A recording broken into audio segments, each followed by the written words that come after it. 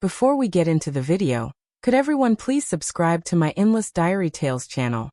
Thank you so much. After being reborn, even though I knew my husband Ethan had rekindled his relationship with his first love, I still refused to divorce him. I tried to maintain our identity as couple influencers by posting one lovey-dovey video after another. A lawyer friend suggested, "Do you want to file for divorce? Even though his infidelity makes it hard to get him to leave with nothing, I can help you fight for more assets." I shook my head. What's mine will always be mine. Everyone pitied me, thinking I was blindly in love, but only I knew the real reason I couldn't leave. Ethan had stomach cancer. He only had 3 months left to live. When I woke up, I found myself sitting in a car. My assistant Noah gasped beside me. "Oh my gosh, Olivia, your engagement stats are skyrocketing. This ad deal is going to be huge." Looking at the date on his phone, I suddenly realized I had been reborn. Noah glanced at the phone again and added, "Olivia, the headquarters team is urging you to finalize the contract. It's expiring next month." After a moment of thought, I said decisively, "Find an excuse to delay it for 3 months." Noah was stunned.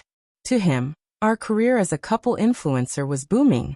Ethan and I were newlyweds, and the sweet, natural videos we filmed during our honeymoon phase were wildly popular. Delaying for 3 months would kill all the momentum.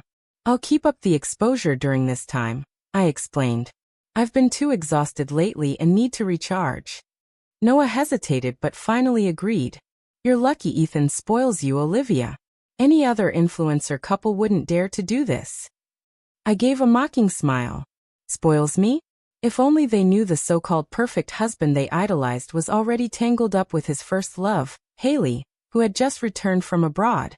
In my previous life, I had desperately tried to divorce him but failed to secure much in the settlement. After being blacklisted, I had no income and became the target of public ridicule. Not long after, Ethan passed away from stomach cancer, and Haley inherited everything while I was left with nothing. I wasted half my life in vain. This time it felt like fate had given me another chance. As long as I didn't divorce him, I could claim all of Ethan's inheritance. I only needed to hold on for 3 months. When we arrived at a social media influencer event, Ethan frowned at my thin blazer. "Why are you dressed so lightly?" He was tall, almost too big for the doorway. With one swift motion, he draped his coat over my shoulders. "Don't catch a cold." This act drew gasps of admiration from the crowd. "They're real," someone exclaimed. "My OTP is real. They're so sweet." The first thing Ethan cares about is whether Olivia is cold. Isn't this love? If it was love, why was I the one running around in heels and a blazer while his clothes carried another woman's perfume? In my previous life, I couldn't hold back in front of fans. I confronted Ethan about the perfume. The moment was caught on camera, and within hours, our couple account lost half its followers. The company claimed, "She's really struggling. You used to be such a kind, compassionate woman. How did you become so cold-hearted all of a sudden?" He didn't realize how gentle his eyes became whenever he mentioned the little sister from next door. I had no desire to argue further. As I turned toward the study, I let out a small laugh and said, Sure, go ahead and take care of her." Not long after, I heard the sound of hurried footsteps descending the stairs. Checking my phone, I saw Haley had posted a photo of herself in a hospital getting an 4 drip.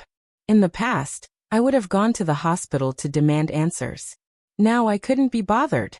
Let him stay up all night comforting his little sweetheart. No wonder he died so young. Ethan didn't come home that night, but for once, I had a good night's sleep. A world without insults or ringing ears was something I hadn't experienced in a long time. The next morning, I calculated the timing and contacted the company to update the payment account to one under my name. I meticulously reviewed every contract to ensure there were no false expense claims on Ethan's part. Afterward, I uploaded a video I had edited previously. The footage was from a shoot not long ago, back when I didn't know about Haley. In the video, I was all smiles, holding our marriage certificate as if I'd grasped happiness itself. The clips transitioned seamlessly from me in my wedding dress to Ethan in his tuxedo. We were laughing, genuine warmth radiating between us. The comments section was filled with congratulations and well wishes. I stared at the screen, suddenly feeling a deep sense of boredom. They didn't know that on the night we got our marriage certificate, Ethan hadn't even stayed home. I called him dozens of times, but he didn't answer. Where was he? Oh right, he was at the airport picking up his first love. A cold draft made me shiver, prompting me to get up and close the window. Rain had started to fall. Later that day, I contacted Ed, a friend in the insurance business, to add several additional policies for Ethan. After confirming multiple times that stomach cancer deaths were covered under the claims, I signed the paperwork. I was the sole beneficiary. By the time I left, it was already evening. My friend, relieved to have closed a deal, insisted on treating me to a nice dinner. "You're such a busy person now," my friend teased. "We barely see you all year. You must be making a fortune." I let out a bitter laugh. If it weren't for my recent checks of the finances, I wouldn't have discovered how much money Ethan had secretly hidden away. A $1,500 deal he told me was only $3, and he gave me half, $1,500. But when I reviewed the transfer records, I saw that the entire $1,500 had been sent to Haley. I had to admit he balanced those two bowls of water perfectly. I glanced out the window and saw Ethan walking by. His face was flushed, his steps unsteady. He looked feverish. In the past, even the slightest sign of illness in him would send me into a frenzy of care. I'd hover over him. I cared for him like an ant on a hot stove, meticulously attending to his needs, and consulting my doctor friends for tips on how to make him recover faster. Back then he called me gently, "Olivia, get some rest. If you fall ill, it's not worth it." But now I turned away, pretending not to see him, and continued chatting enthusiastically with my friend. Even so, I could feel his gaze lingering on me. As we headed out the door, I suddenly heard him call my name. Turning around, I saw Ethan standing behind me. I hadn't noticed when he got there. His voice was as gentle as ever, just like it had been on our wedding day. I had once believed he was inherently kind and tender, unshaken even by the biggest storms. But just a few days ago, I overheard him on the phone with Haley, anxiously asking about her health. For the first time, his calm composure cracked.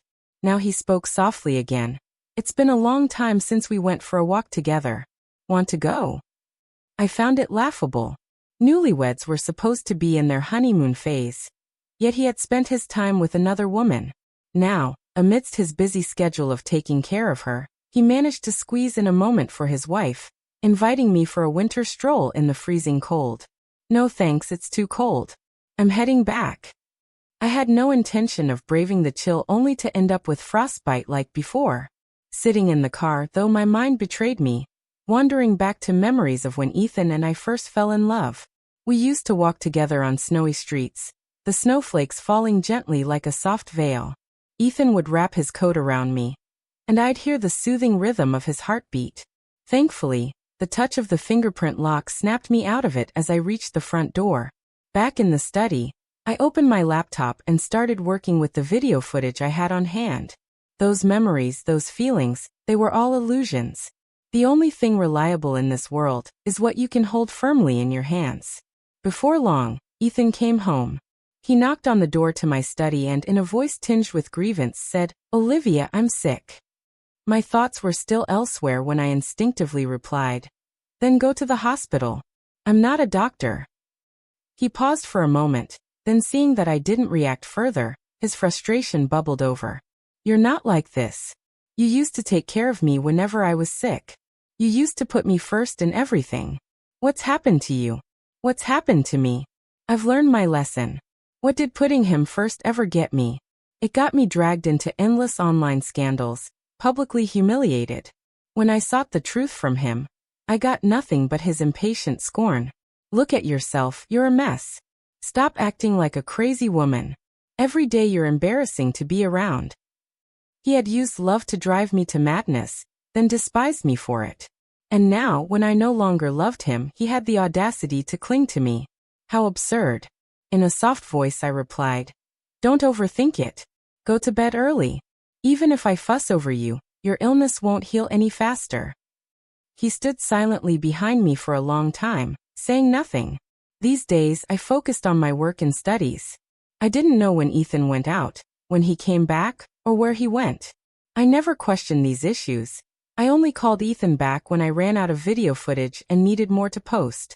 Sometimes, after we finished filming another warm and loving video, I could sense that he wanted to say something to me. But before he could open his mouth, I would turn and go back to the study to continue editing. Whenever I felt too tired to keep going, I would look down at my hands. They appeared smooth and beautiful, untouched by hardship. Once, I had dreamed of going to Iceland. Ethan had promised to take me there. Now I still wanted to go, but with my own hands, I would make it happen. Sometimes I could hear his footsteps pacing outside the study door.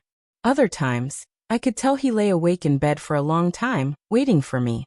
Yet we said nothing to each other. I was exhausted. Learning kept me busy, and work wore me out. The moment my head hit the pillow, I would fall asleep. One night, as I was drifting off, Ethan wrapped an arm around my waist. I recoiled like I had been touched by a venomous snake, moving far away from him. His face went blank. "You're avoiding me," he said softly, half asleep. I mumbled dismissively. "You're overthinking it. I'm just too tired." Ethan lowered his gaze, a trace of sadness crossing his face, but I didn't have the time or energy to care. There was still so much I needed to do. Things became busier after that. The company asked both of us to visit headquarters, promising a surprise. When we arrived, I discovered it was a celebration for our account's 4-year anniversary. I was surprised, perhaps because I hadn't openly torn everything apart this time. The trajectory of events had changed entirely. As we stepped inside, a large screen displayed our wedding photo. Then a video began to play, behind-the-scenes footage I hadn't published. In one clip, Ethan was holding a bowl with chopsticks, but they slipped from his hands, shattering on the floor along with the rice. He looked devastated. "It's my fault. I messed up again." I patted his head reassuringly. "It's fine. 3 takes aren't a big deal. Even big-time directors shoot a dozen takes for a single scene. Let's keep trying." The scene shifted to the early days of our account. Ethan and I were lying side by side on the couch, staring at our phones. Every few seconds, one of us would reach up to refresh the page. "Why is it still stuck at 99 followers?" I muttered, frustrated. Ethan, seeing how down I was, pulled me into a hug. 99 is great. It's not bad at all." Just then I let out a loud squeal. 100. We hit 100. Ethan didn't get annoyed at being interrupted. Instead, he looked at me with that same gentle expression. The video transitioned again, this time to 2 years ago. Ethan was staring blankly at his phone, looking lost. His mother had fallen gravely ill, and our account's income wasn't enough to cover her medical expenses. I walked out of a company meeting. Ethan rushed toward me, his face full of anxiety. "How did it go? Did you secure the deal?" I had planned to tease him, but seeing the worry on his face, I couldn't bring myself to do it. I pulled out the signed contract and waved it in front of him. "We got it. This will cover your mom's medical bills." Ethan broke down in tears in front of the camera. The next scene was from our wedding. By then, I had become more composed, smiling at the camera as I held up our marriage certificate. "We're married." "Wait, let me cut that part and shoot it again," I said in the video. "We're married." The footage was intimate and heartfelt, capturing genuine emotions. Yet the background music, whoever chose it, was set to a melancholic song. The sorrowful melody tugged at the heartstrings. I turned to glance at Ethan. His eyelashes were damp, tears shimmering in his eyes. I raised the camera to record the moment, my heart untouched. This was just more footage, enough to put together another video. Smiling politely, I picked up a knife and sliced a piece of cake, maintaining a composed and gentle demeanor. With calm composure, I thanked everyone. "Thank you all so much. You've truly put a lot of effort into this. Let's all share the cake. I hope everyone continues to have great success in the future." Each person who came to take a slice offered me their well wishes, saying things like, "Wishing you many children soon." I accepted every blessing with a genuine smile, without a trace of pretense. Once the crowd dispersed, Ethan was still standing there, staring at me intently. I didn't acknowledge him and simply turned to leave. He quickly followed.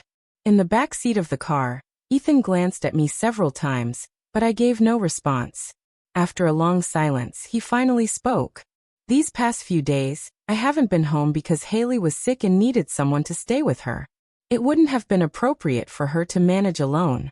Please stop being upset. I noted. Okay. Ethan froze, stunned by my easygoing response.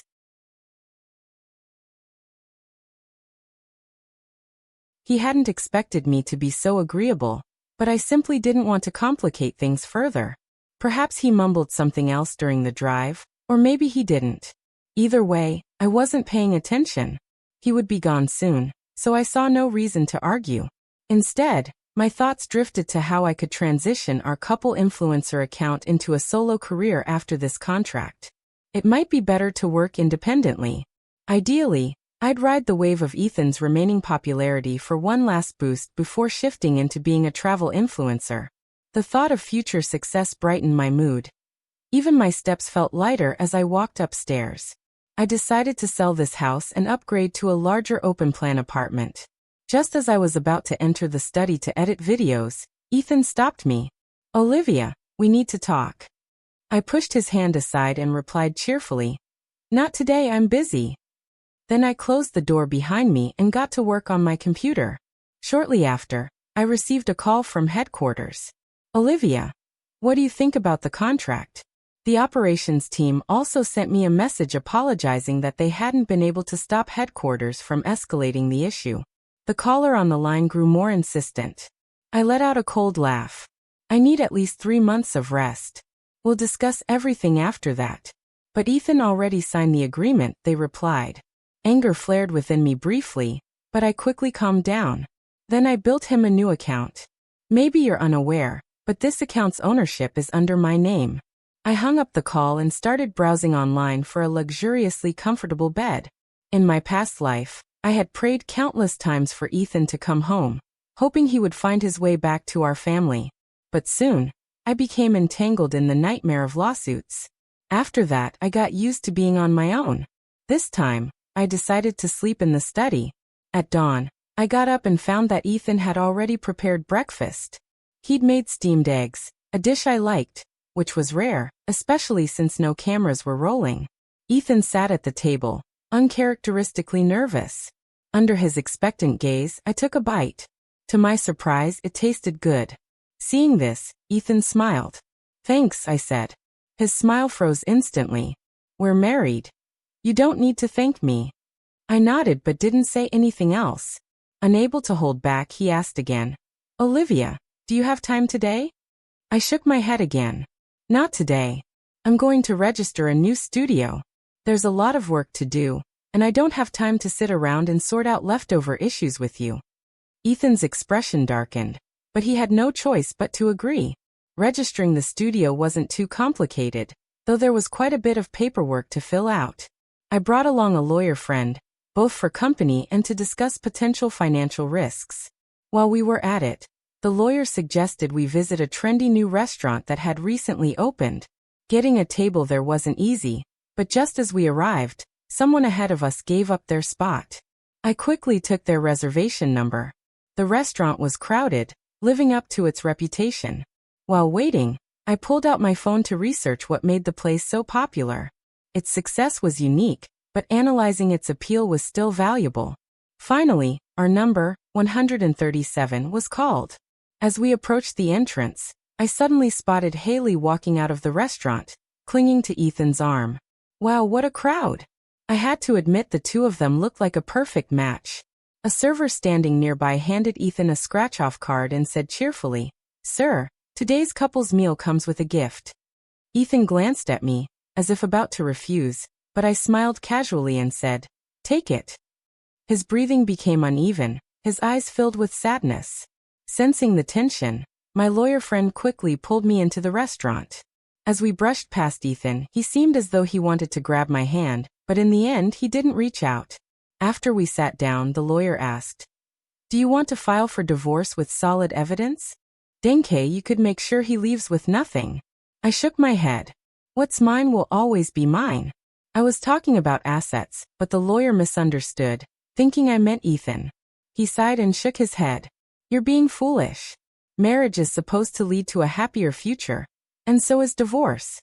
I paused, caught off guard.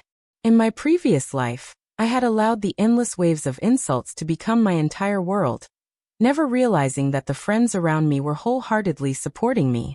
I smiled faintly and deflected with a few excuses. 2 lifetimes had taught me the value of being cautious. What are your plans now? The lawyer asked. Make some money first, I said, taking a sip of barley tea. Then I'll go to Iceland to see the northern lights. I added casually, alone. Suddenly, I felt a burning gaze on me. Turning around, I saw Ethan standing not far away, his posture rigid and his eyelashes slightly lowered. It was rare to see Ethan like this, standing outside the door without Haley by his side. When I stepped out, he hurried over, looking flustered. Haley was discharged from the hospital today. He began to explain. I quickly cut him off. I understand she's all alone with no one to rely on. You're the only person she can count on. Of course, you'd need to take extra care of her. Ethan's face tightened. If you're angry, you can scold me. I'm not angry, I interrupted without hesitation. You two are completely innocent. I know that. Ethan's face suddenly went pale, the color draining from it entirely, but I didn't want to continue this conversation. I understood him too well. As he tried to step closer to hold my hand, I pretended to grab some hand cream to avoid him, leaving his hand hanging awkwardly in midair. Olivia, what's wrong with you? Ethan asked, his voice filled with frustration. I'd rather you yell at me, scream at me, just like before. I acted as though I hadn't heard him, but he wouldn't give up. Olivia, let's go to Iceland together. Let's see the northern lights. Isn't that something you've always wanted to do? In surprise, I gave him a smile. Sure, let's go in 2 months. Ethan sighed in relief, his smile relaxing as he nodded eagerly. I smiled back too. If he could last another 2 months, that was fine.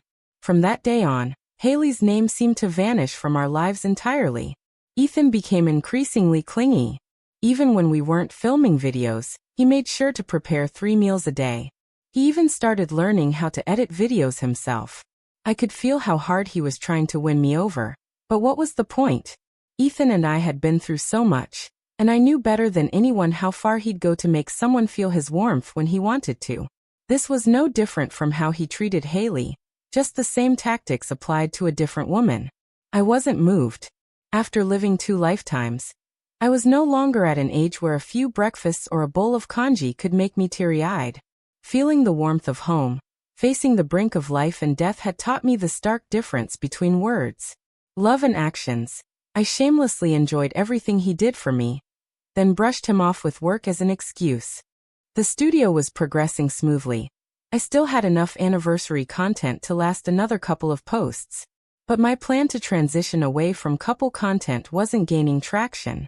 Most of our followers weren't interested in my personal endeavors. They only cared about watching sweet love.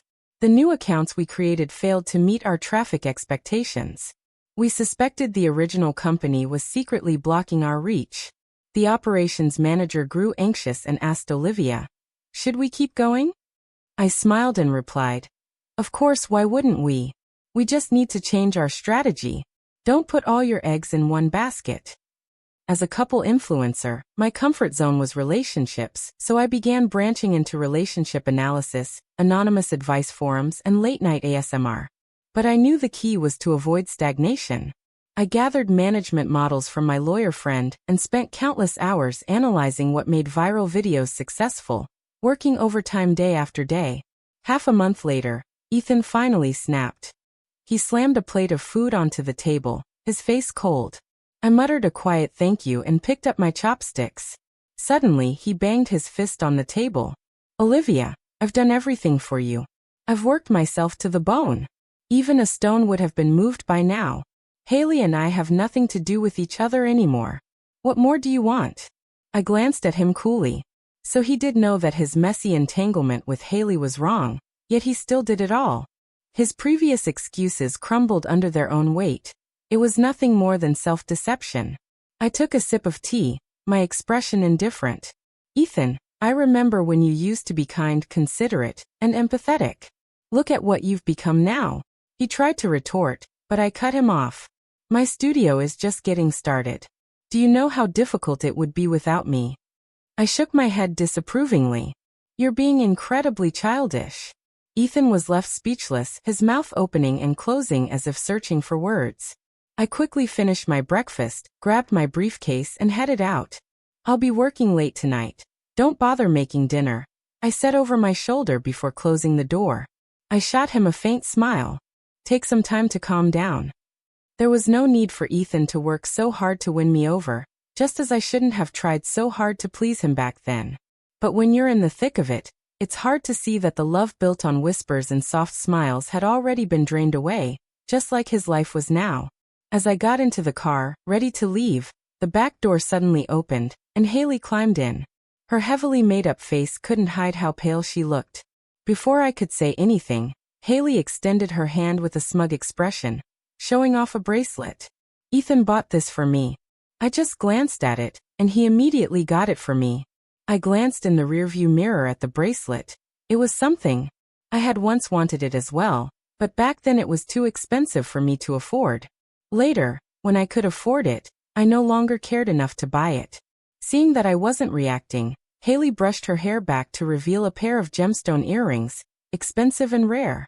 I patiently watched as she proudly displayed her treasures like a jewelry merchant, waiting for her to run out of things to show before she finally got to the point. Thank you for taking care of Ethan while I wasn't around, but his heart belongs to me. You should divorce him and give him back to me. I wasn't wearing a ring or any jewelry. I had dressed simply in flat sneakers for driving. Yet somehow, Haley seemed to shrink in my presence. Calmly, I replied. If I were you, I'd use evidence of our time together to demand some money from him. Haley scoffed.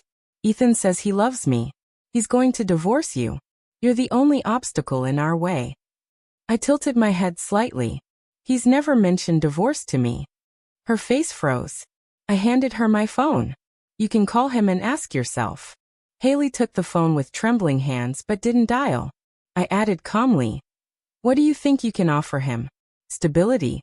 Financial support? Or do you think being his so-called first love gives you the right to barge into his marriage? He's told me he loves me too, but I know I won't be the last woman he claims to love, and you won't be either, assuming he even lives long enough. I don't believe you. Why hasn't he contacted me? Did you do something to keep him away? She cried, her voice breaking. I turned to look at the devastated Haley. If you'd like, I can help arrange for you to meet him so you can talk things out, but I hope you keep your relationship drama out of my life. At that moment, I heard a noise. Turning around, I saw Ethan standing outside the car, his face pale as a sheet. Without a word, he grabbed Haley and dragged her out of the car. Who told you to come here and bother her? Get out. Haley struggled but eventually left.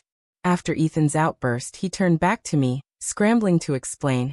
I didn't ask her to come. She came on her own. I gave him a cold glance. And does that make any difference? Isn't this mess something you brought into my life, regardless of how it happened? Without waiting for a response, I started the car and drove off to the studio. For the next week, I threw myself into work, staying at the studio and even sleeping there. When I finally came home, I was greeted by the stench of alcohol. The house was a mess. Ethan was sitting on the floor, unkempt and disheveled, with bloodshot eyes. When he saw me, he froze, then stumbled toward me, his gaze unfocused. It's real, he mumbled, grabbing my hand. This isn't a dream. You're really back. Why didn't you say anything? You just disappeared. He trailed off, his expression turning blank. It seemed to hit him then, the way he had disappeared to stay with Haley with no explanation or contact, only to reappear later as if nothing had happened. And now he was experiencing the exact same thing.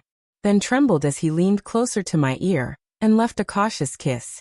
The strong smell of alcohol clung to him. I felt nauseated. I'm tired, don't touch me, I said flatly.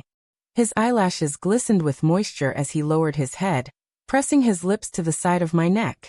I miss you, he whispered. I pushed him onto the bed, stepped out, and closed the door behind me.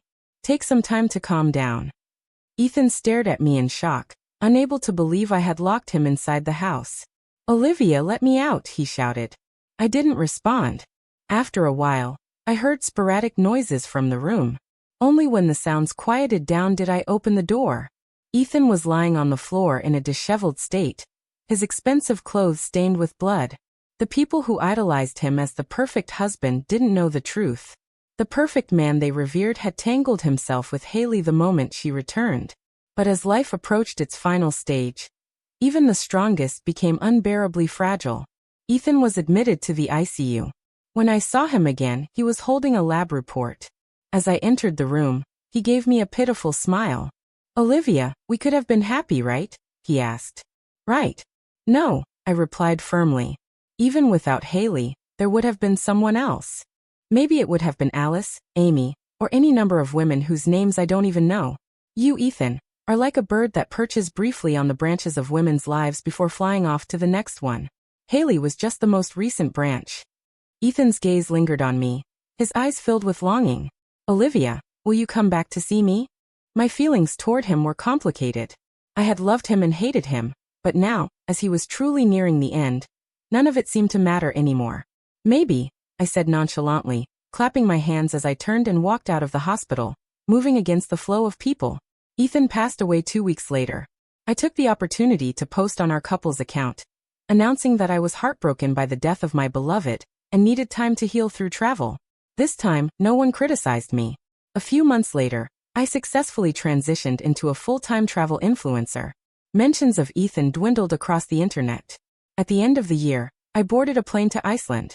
Oh, and the ticket I bought, I used Ethan's inheritance. My luck wasn't great.